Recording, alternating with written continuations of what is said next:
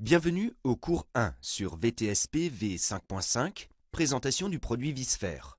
Ce cours est composé des 3 modules indiqués sur cette page.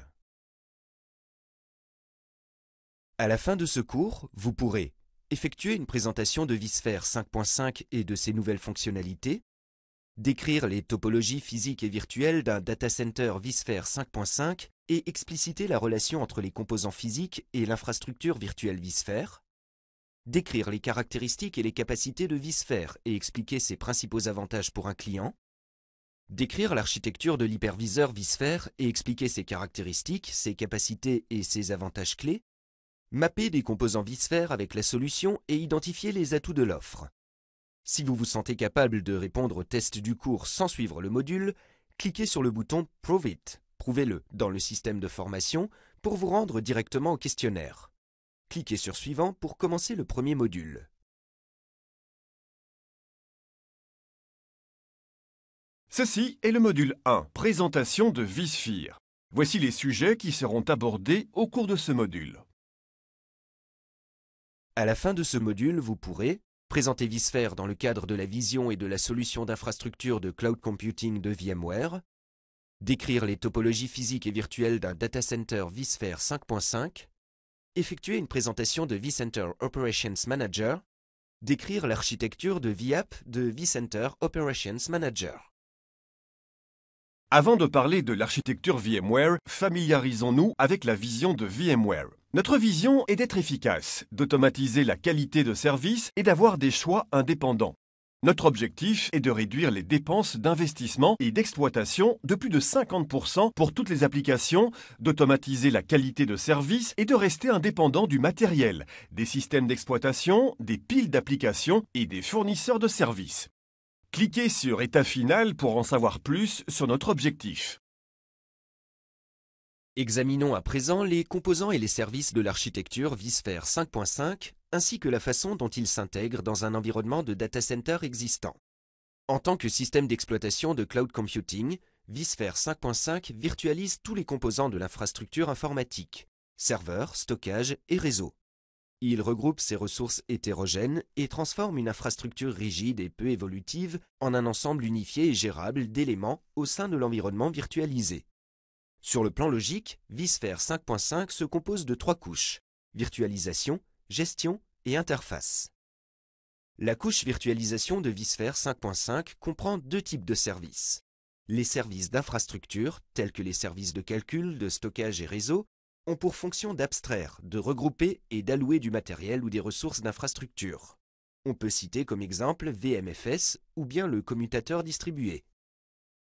Les services applicatifs sont l'ensemble de services fournis pour assurer la disponibilité, la sécurité et l'évolutivité des applications. On peut citer comme exemple VMware vSphere High Availability HA ou bien VMware Fault Tolerance FT. La couche gestion de vSphere 5.5 correspond à vCenter Server qui centralise la configuration, le provisionnement et la gestion des environnements informatiques virtualisés. La couche interface de vSphere 5.5 se compose des clients permettant à l'utilisateur d'accéder au datacenter vSphere, par exemple vSphere Client et vSphere Web Client. Voyons à présent la couche virtualisation de vSphere 5.1.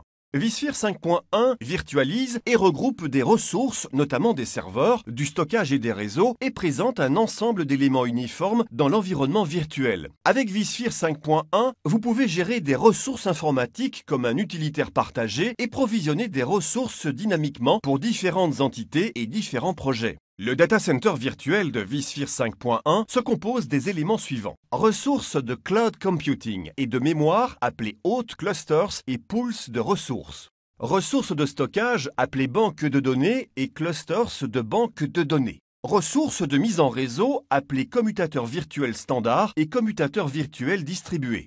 Services distribués vSphere tels que vSphere vMotion, vSphere Storage vMotion, vSphere DRS, vSphere Storage DRS, contrôle des ES de stockage, VMware HA et FT qui permettent une gestion efficace et automatisée des ressources et une haute disponibilité des machines virtuelles.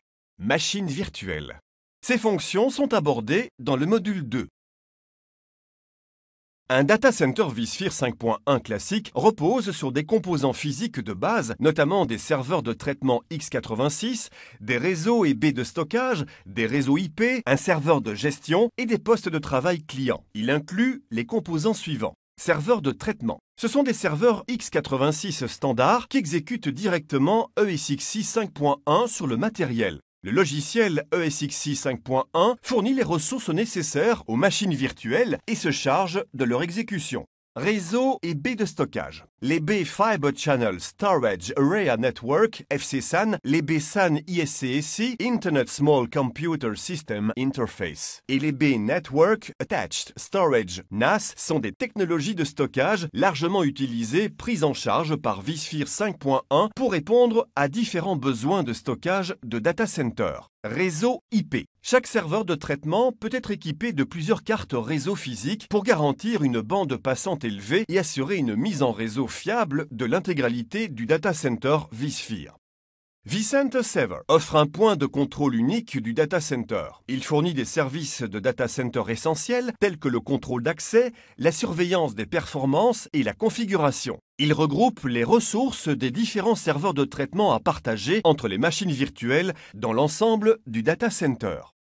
Client de gestion. vSphere 5.1 fournit plusieurs interfaces telles que vSphere Client et le client web vSphere pour la gestion de data center et l'accès aux machines virtuelles. Le marché de vSphere Management est extrêmement vaste. Plus de 50% des serveurs physiques ont été virtualisés et plus de 80% des environnements virtualisés utilisent vSphere. Ces 80% représentent un total de 25 millions d'hôtes non gérés. Il s'agit d'une énorme opportunité pour vSphere with Operations Management. Ce système associe les avantages de la meilleure plateforme de virtualisation du monde, vSphere, aux fonctionnalités de vCenter Operations Manager Standard Edition. vCenter Operations Manager assure aux clients une meilleure visibilité opérationnelle sur leur environnement virtuel pour leurs besoins de surveillance, de gestion des performances et d'optimisation des capacités. vCenter Operations Manager fait partie intégrante de vSphere with Operations Management. Ce composant est fourni avec les versions Standard, Enterprise et Enterprise Plus de vSphere with Operations Management. Explorons plus avant les caractéristiques de vCenter Operations Management.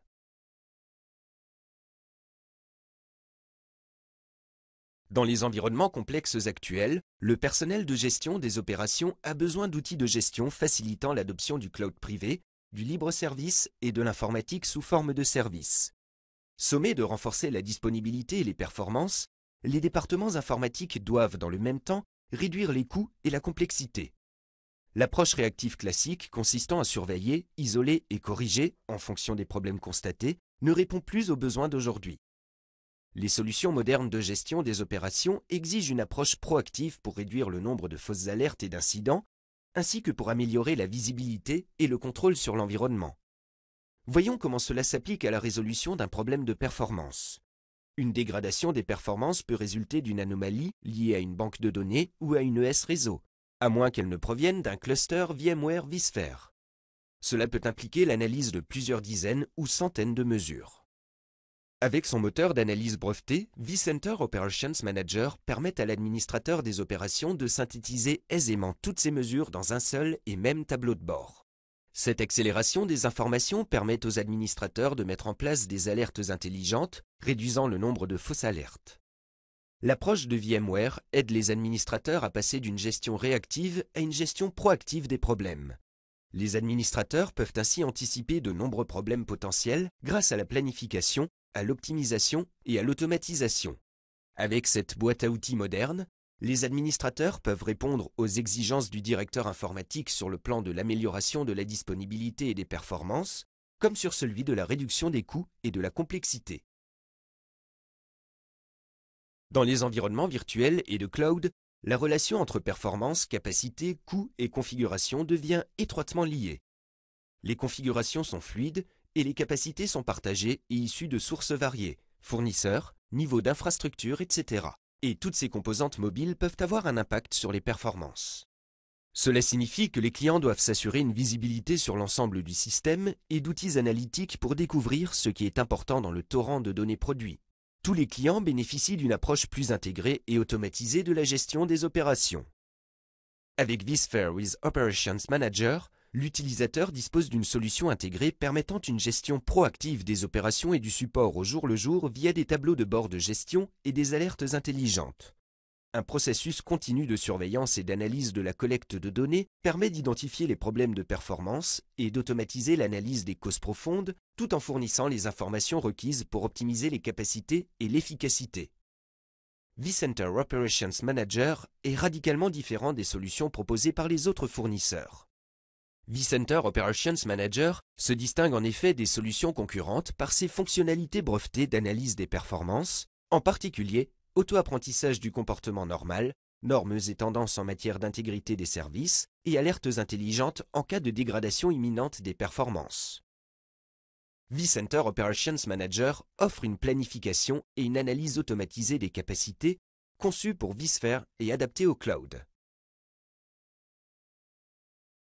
La VApp vCenter Operations Manager se compose de 2 machines virtuelles.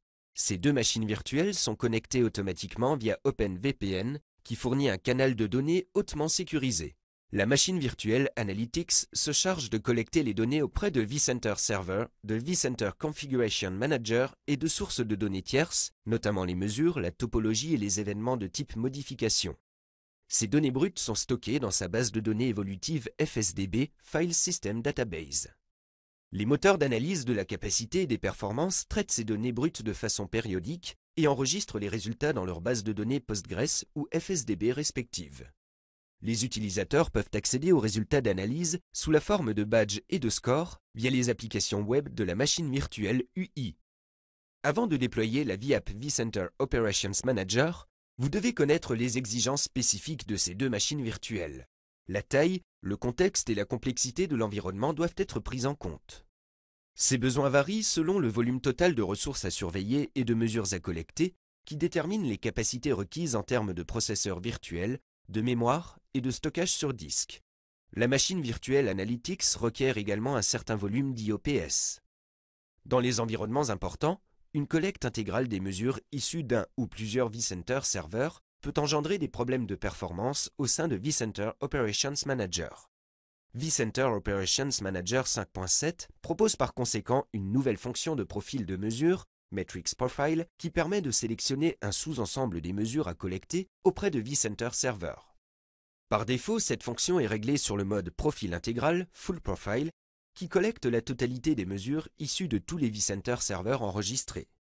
Le mode Profil équilibré, Balanced Profile, limite la collecte aux mesures les plus cruciales de vCenter Server. Le mode Profil intégral, Full Profile, détermine la collecte de 5 millions de mesures, tandis que ce volume est réduit à 2,2 millions de mesures avec le mode Profil équilibré, Balanced Profile. Pour un déploiement important, il peut s'avérer nécessaire de doter la VApp de disques supplémentaires. vCenter Operations Manager n'est compatible qu'avec certains navigateurs web et certaines versions de vCenter Server. Pour plus d'informations sur la compatibilité et les exigences spécifiques de la VApp, reportez-vous au guide vCenter Operations Manager, déploiement et configuration de VApp.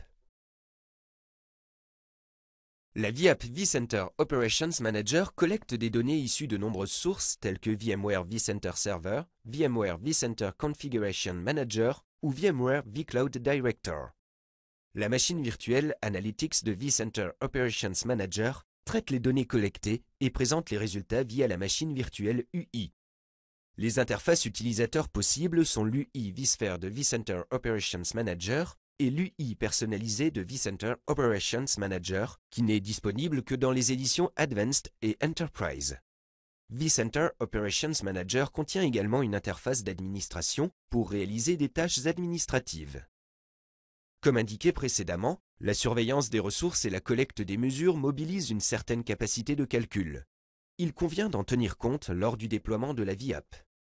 vCenter Operations Manager étant conçu comme une solution d'entreprise, la planification et la préparation de votre environnement sont déterminantes pour la réussite du déploiement.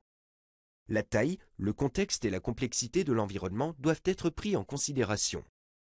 L'architecture de vCenter Operations Manager doit tenir compte de la taille de l'environnement et notamment du nombre d'applications, de sources de données, de ressources et de mesures, de la distribution de l'environnement physique et du nombre d'utilisateurs. Vous devez également identifier les besoins spécifiques à couvrir en termes d'architecture ou de niveau de service, en particulier dans les domaines de la sécurité, de la disponibilité et de l'accessibilité. Pour plus d'informations sur vCenter Operations Manager, rendez-vous sur le site web VMware Partner University ou sur le portail VMware Partner Mobile Knowledge pour périphériques iPad ou Android. Ceci est le module 1, présentation de vSphere. Maintenant que vous avez terminé ce module, vous pouvez présenter vSphere dans le cadre de la vision et de la solution d'infrastructure de cloud computing de VMware, décrire les topologies physiques et virtuelles d'un data center vSphere 5.5, effectuer une présentation de vCenter Operations Manager, décrire l'architecture de la VApp vCenter Operations Manager. Vous pouvez revoir ce module avant de passer au suivant. Lorsque vous êtes prêt à poursuivre, fermez cette fenêtre et revenez à la page du contenu du cours. Ceci est le module 2, composant de l'infrastructure et de l'hyperviseur vSphere. Voici les sujets qui seront abordés au cours de ce module. À la fin de ce module, vous pourrez identifier les principales fonctionnalités de vSphere 5.5 en décrivant les capacités et les avantages clés de chacune d'entre elles. Identifier les limites de niveau de licence pour chaque fonction. Voyons les services distribués. vMotion, Storage vMotion, VMware HA, FT, DRS, DPM et Replication sont des services distribués qui permettent une gestion efficace et automatisée des ressources et une haute disponibilité des machines virtuelles. vMotion permet la migration des machines virtuelles en cours d'exécution d'un serveur physique vers un autre sans interruption de service. Cette migration à chaud permet de déplacer les machines virtuelles d'un serveur fortement sollicité vers un autre ayant une charge de travail moins importante. Nous aborderons vMotion dans le cours 3. Storage vMotion permet une migration à chaud du stockage d'une machine virtuelle vers une nouvelle banque de données sans interruption de service. L'extension de la technologie vMotion au stockage permet à l'administrateur vSphere d'exploiter le nivellement du stockage, d'effectuer le réglage et l'équilibrage et de contrôler la capacité sans interruption des applications. Storage vMotion copie des blocs de disque entre la source et la destination et rend inutile la phase de précopie itérative. Cette phase était utilisée dans la méthode suivi des blocs modifiés, CBT, dans les versions précédentes de vSphere. Avec la mise en miroir des ES, une copie à un seul passage des blocs de disque de la source vers la destination est exécutée. La mise en miroir des ES garantit que tous les blocs modifiés dans la source sont mis en miroir dans la destination. Il existe également un bitmap de niveau bloc qui identifie les blocs chauds et froids du disque ou si les données dans un bloc donné sont également mises en miroir dans le disque de destination. Nous aborderons Storage vMotion dans le cours 3. vSphere High Availability, HA, est une solution économique et simple d'utilisation qui garantit la haute disponibilité des applications exécutées sur des machines virtuelles. En cas de panne du serveur physique, les machines virtuelles touchées sont automatiquement redémarrées sur d'autres serveurs de production disposant de la capacité requise. Si une défaillance du système d'exploitation se produit, vSphere HA redémarre la machine virtuelle concernée sur le même serveur physique. vSphere App HA est un plugin du client web vSphere. Ce plugin vous permet de spécifier la haute disponibilité pour les applications exécutées sur les machines virtuelles de votre environnement, de façon à réduire les temps d'interruption de ces applications. vSphere HA et App HA sont présentés dans le cours 2.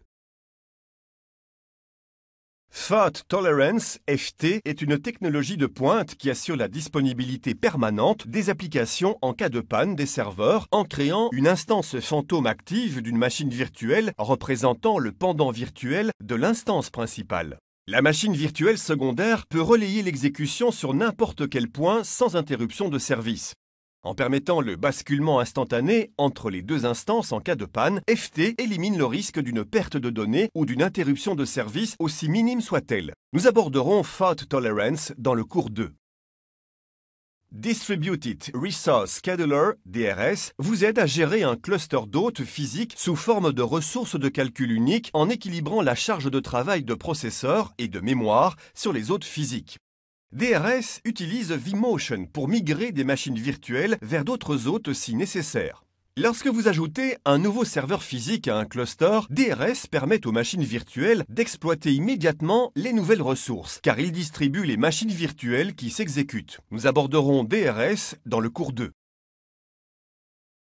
Storage DRS, SDRS, regroupe des ressources de stockage de plusieurs banques de données en un cluster unique et simplifie la gestion du stockage en fonction de l'échelle avec vSphere Storage DRS. Lors du provisionnement des machines virtuelles, Storage DRS permet le placement intelligent des machines virtuelles en fonction de la charge des ES et de la capacité de stockage disponible des banques de données. Storage DRS effectue l'équilibrage des charges continues entre les banques de données pour éliminer les goulots d'étranglement des ES et de l'espace en fonction de règles prédéfinies d'après les besoins métiers et l'évolution des priorités. Nous aborderons Storage DRS dans le cours 5.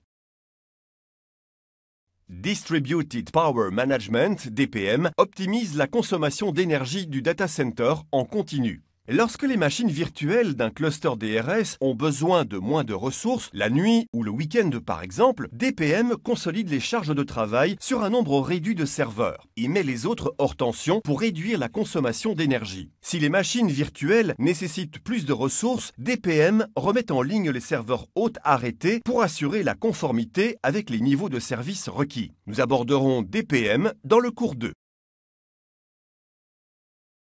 vSphere Replication réplique des machines virtuelles activées sur le réseau entre deux autres vSphere sans nécessité de réplication native basée sur une baie de stockage. vSphere Replication réduit les besoins de bandes passantes, élimine les verrous de stockage et vous permet de créer des configurations de reprise d'activité flexibles. Ce moteur de réplication propriétaire copie uniquement les blocs modifiés sur le site de reprise, limitant ainsi l'utilisation de la bande passante et permettant de satisfaire des objectifs de points de reprise plus ambitieux comparativement aux copies manuelles intégrales du système des machines virtuelles. Nous aborderons Replication dans le cours 3. L'environnement virtuel fournit des éléments de mise en réseau similaires au monde physique, notamment des cartes d'interface réseau virtuel, des commutateurs distribués vSphere, VDS, des groupes de ports distribués, des commutateurs standards vSphere, VSS et des groupes de ports. Tout comme une machine physique, chaque machine virtuelle possède sa propre carte réseau virtuelle ou VNIC. Le système d'exploitation et les applications dialoguent avec la carte VNIC via un pilote de périphérique standard ou un pilote de périphérique optimisé pour VMware comme s'il s'agissait d'une carte réseau physique. D'un point de vue externe, la carte VNIC possède sa propre adresse MAC et une ou plusieurs adresses IP et elle répond au protocole Ethernet standard exactement comme une carte réseau physique. En fait, un agent externe ne peut savoir qu'il communique avec une machine virtuelle qu'en vérifiant l'identifiant fournisseur de 6 octets dans l'adresse MAC. Un commutateur virtuel, également appelé vSwitch, fonctionne de la même manière qu'un commutateur physique de couche 2. Avec VSS, chaque hôte conserve sa propre configuration de commutateur virtuel, alors que dans un VDS, une seule configuration de commutateur virtuel s'étend sur plusieurs hôtes. Les cartes Ethernet physiques connectées au commutateur physique fournissent une liaison montante pour les vSwitch. Les commutateurs standards vSphere permettent aux machines virtuelles d'un même hôte vSphere de communiquer entre elles à l'aide des protocoles utilisés sur des commutateurs physiques. Le commutateur virtuel émule un commutateur réseau Ethernet physique classique pour qu'il transfère les trames au niveau de la couche de liaison des données. Nous aborderons les commutateurs standards dans le cours 4. vSphere Distributed Switch, VDS, vous permet de configurer la commutation d'accès des machines virtuelles de l'ensemble de votre data center grâce à une interface centralisée afin de simplifier la mise en réseau des machines virtuelles. VDS fournit une configuration simplifiée du réseau de machines virtuelles, des capacités de surveillance et de dépannage du réseau améliorées et la prise en charge de fonctions de mise en réseau vSphere avancée. Nous aborderons les commutateurs distribués dans le cours 4. Le contrôle des ES réseau permet la convergence de plusieurs charges de travail sur un canal réseau unique. Il fournit le contrôle à l'administrateur pour garantir des performances réseau prévisibles lorsque plusieurs types de trafic utilisent le même canal. Le contrôle des ES réseau assure à l'administrateur vSphere de disposer de contrôles suffisants sous la forme de limites et de paramètres de partage pour lui permettre de garantir des performances réseau prévisibles lorsque plusieurs types de trafic sont en concurrence pour obtenir les mêmes ressources du réseau physique. Nous aborderons le contrôle des ES réseau dans le cours 4. L'architecture de stockage VMware vSphere se compose de couches d'abstraction qui masquent et gèrent la complexité et les différences entre les sous-systèmes de stockage physiques. Pour les applications et les systèmes d'exploitation clients, dans chaque machine virtuelle, le sous-système de stockage apparaît comme un contrôleur SCSI virtuel connecté à un ou plusieurs disques SCSI virtuels. Ces contrôleurs sont les seuls types de contrôleurs SCSI qu'une machine virtuelle peut voir et auxquels elle peut accéder. Les disques SCSI virtuels sont provisionnés depuis des éléments de banque de données dans le data center. La machine virtuelle cliente n'est pas exposée au SAN Fiber Channel, au SAN ISCSI, au stockage en attachement direct, DAS, Direct Attached Storage, ni au NAS.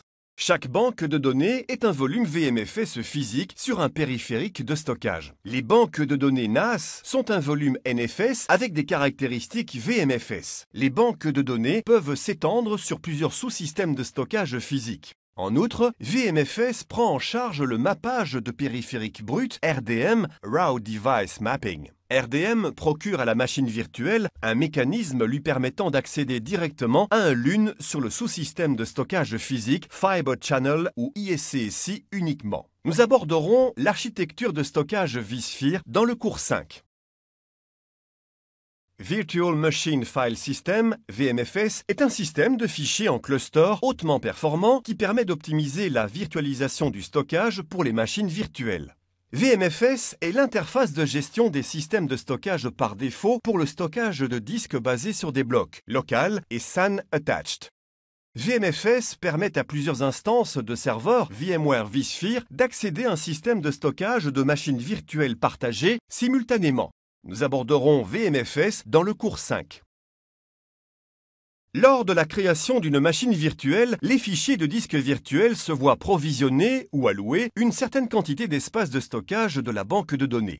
Chacun des trois hôtes vSphere exécute deux machines virtuelles. Les lignes les connectant aux icônes de disques des disques de machines virtuelles, VMDK, sont des représentations logiques de leur allocation à partir du volume VMFS le plus grand qui se compose d'un numéro d'unité logique LUN élevé.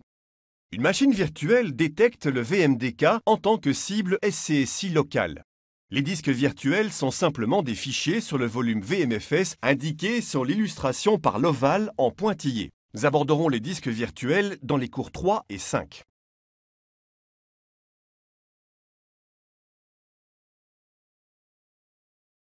Le contrôle des ES de stockage SIOC, Storage I/O Control, vSphere assure la hiérarchisation des ES des machines virtuelles exécutées dans un groupe d'hôtes VMware vSphere disposant d'un accès à un pool de stockage partagé. Il étend les concepts familiers de partage et de limite qui existent pour le processeur et la mémoire pour les appliquer à l'utilisation du stockage. Pour ce faire, il procède à une allocation dynamique de la capacité des ES à l'échelle d'un cluster d'hôtes vSphere. Configurer des règles et des stratégies spécifiant le niveau de priorité de chaque machine virtuelle. Si un goulot d'étranglement des ES est détecté, le contrôle des ES de stockage alloue de manière dynamique les ressources d'ES disponibles aux machines virtuelles conformément à vos règles, afin d'améliorer les niveaux de service de vos applications stratégiques et de virtualiser des types de charges de travail plus variés, notamment des applications effectuant de nombreuses opérations d'ES. Nous aborderons SIOC dans le cours 5.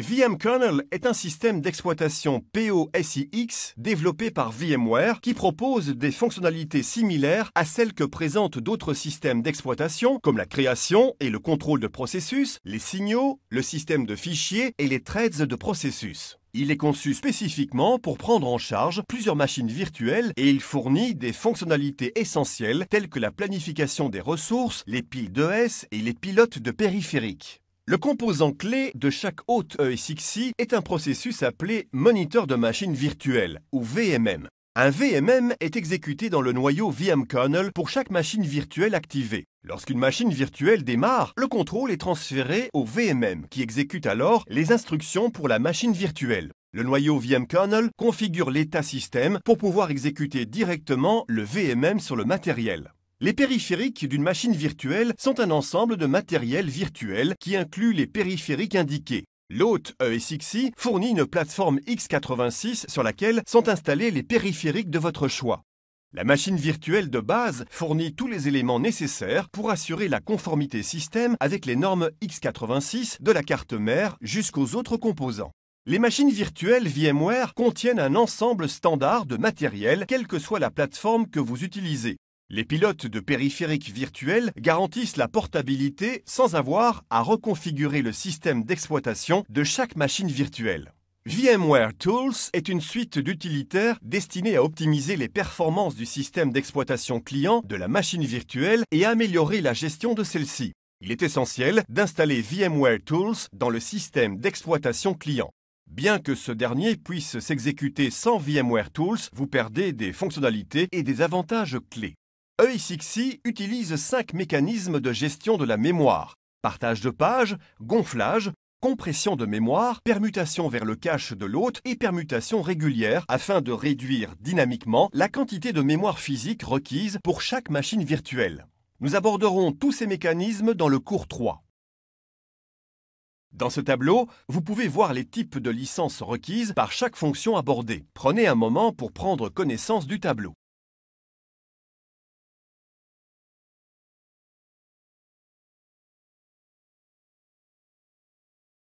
Ceci conclut le module 2, composants de l'infrastructure et de l'hyperviseur vSphere. Maintenant que vous avez terminé ce module, vous pouvez identifier les principales fonctions de vSphere 5.1 en décrivant les capacités clés et en identifiant les propositions de valeurs clés de chacune. Identifier les limites de niveau de licence pour chaque fonction. Maintenant que vous avez terminé ce module, vous pouvez le revoir si vous le souhaitez avant de passer au module suivant. Lorsque vous êtes prêt à poursuivre, fermez la fenêtre et revenez à la page du sommaire du cours. Module 3. Associer des capacités vSphere à des solutions. Voici les sujets qui seront couverts dans ce module. Si vous vous sentez capable de répondre aux tests du cours sans suivre le module, cliquez sur le bouton « Prove it », prouvez-le, dans le système de formation pour vous rendre directement au questionnaire.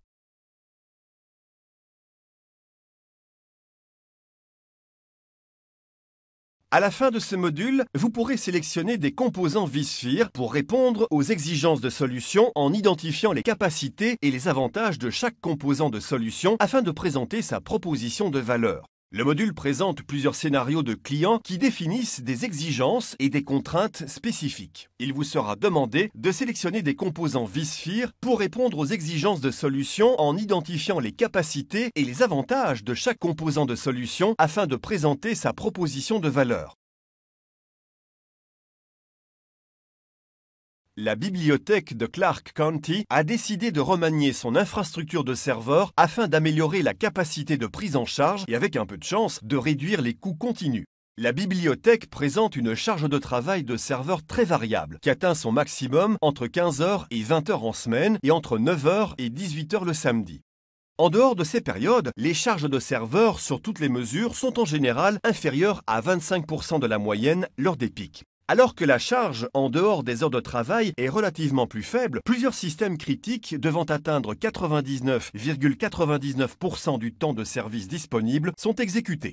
La demande de dépenses d'investissement doit faire la preuve que tout investissement induira une réduction substantielle des coûts d'exploitation. Quel service vSphere avancé est nécessaire pour répondre aux exigences de la bibliothèque? Entrez votre réponse et cliquez sur Envoyer.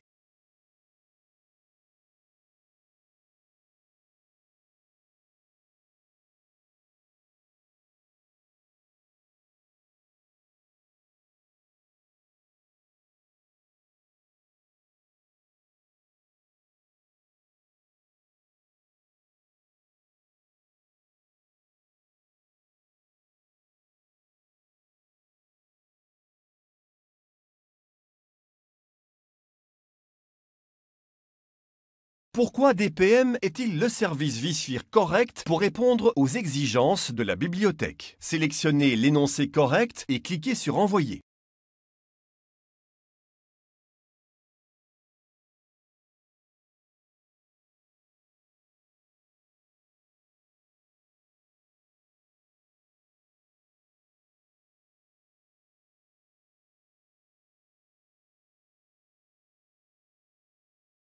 Mornington Design dispose d'un environnement vSphere existant exécuté avec une licence vSphere Standard. Toutes les VM sont provisionnées depuis un seul SAN ISCSI. Ces serveurs critiques d'entreposage de données et de messagerie Exchange voient leur performance variable dégradée lors des pics à cause du conflit avec d'autres machines virtuelles non critiques dont les charges de travail peuvent accentuer temporairement les performances globales du SAN. Alors que l'entreprise pourrait implémenter un nouveau SAN indépendant pour isoler ces machines virtuelles critiques, elle recherche un mécanisme pour optimiser l'accès partagé aux banques de données lors des pics en cas de conflit.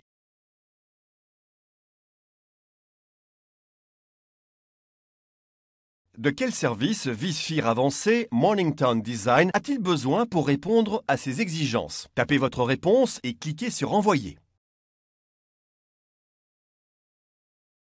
Avancé Mornington Design a-t-il besoin pour répondre à ces exigences? Tapez votre réponse et cliquez sur Envoyer.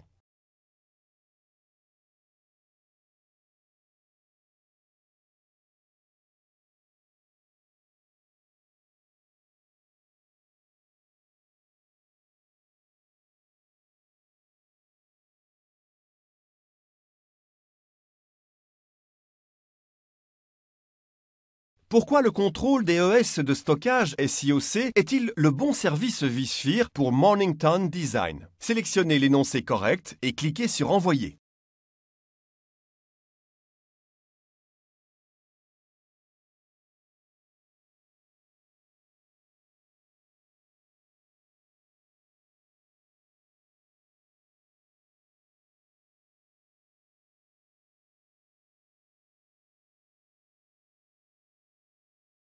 Bulldog Clothing a décidé de mettre à niveau son matériel de cluster vSphere existant avec des serveurs plus récents et elle veut migrer tous ses principaux réseaux vers 10 gigabits Ethernet en même temps. Lors de sa transition de 1 gigabit à 10 gigabits, elle veut passer de son ancienne stratégie de liaison montante de réseaux individuels dédiés à des services spécifiques. Elle veut une solution qui l'aidera à regrouper plusieurs charges de travail dans le nombre réduit d'adaptateurs de liaison montante 10 gigabits Ethernet dont sera équipé son nouveau matériel.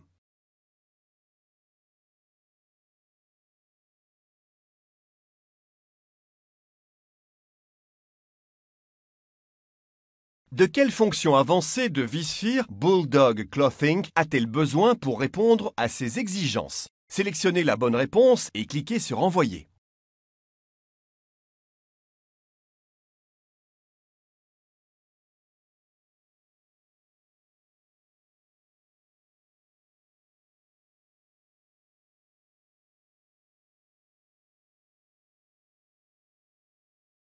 Pourquoi le contrôle des ES réseau est-il la fonction vSphere correcte pour répondre aux exigences de l'entreprise? Sélectionnez l'énoncé correct et cliquez sur Envoyer.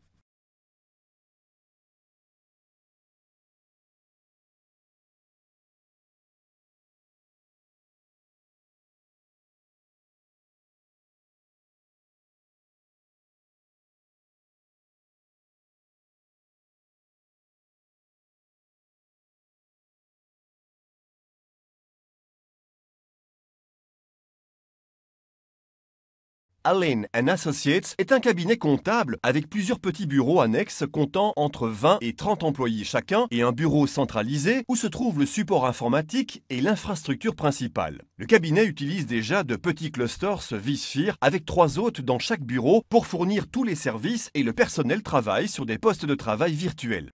Il n'existe aucun standard cohérent pour le stockage partagé. Certains sites utilisent des BNFS et d'autres utilisent un stockage FC. Une inondation récente a entraîné un temps d'interruption important dans un bureau annexe car le cabinet n'a pas de processus de reprise d'activité DR en place pour ces sites distants. Le cabinet voudrait utiliser la réplication de baies de stockage pour la DR, mais la large plage de solutions de stockage qu'il utilise rend cela très onéreux. De quelle fonction avancée de vSphere Allin & Associates a-t-il besoin pour répondre à ces exigences? Sélectionnez votre réponse et cliquez sur Envoyer.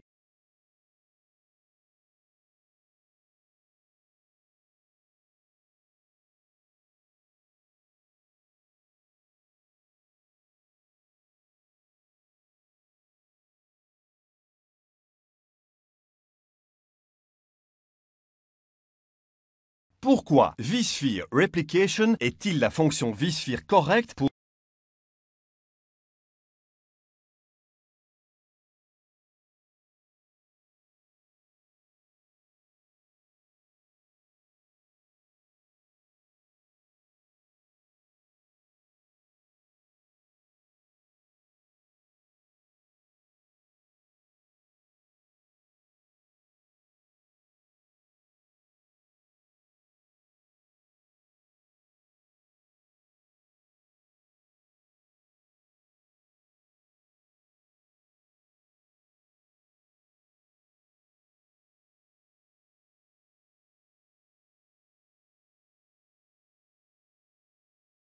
CatScales Shipping Inc. fournit un service d'exécution des commandes en ligne pour plusieurs entreprises de composants. Son système de traitement des commandes frontales est critique et l'entreprise ne peut tolérer aucune interruption de service. Elle veut passer d'une infrastructure physique à une infrastructure virtuelle afin d'améliorer la maintenabilité du matériel, mais cela implique l'abandon de sa solution de clustering haute disponibilité actuelle car elle n'est pas prise en charge dans les environnements virtuels.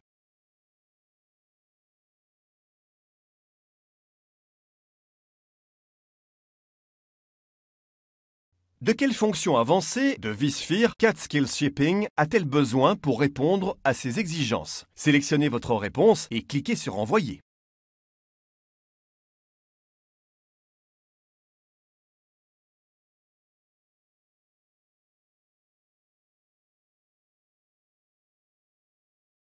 Pourquoi vSphere Fault Tolerance est-il la fonction vSphere correcte pour CatScales Shipping? Sélectionnez l'énoncé correct et cliquez sur Envoyer.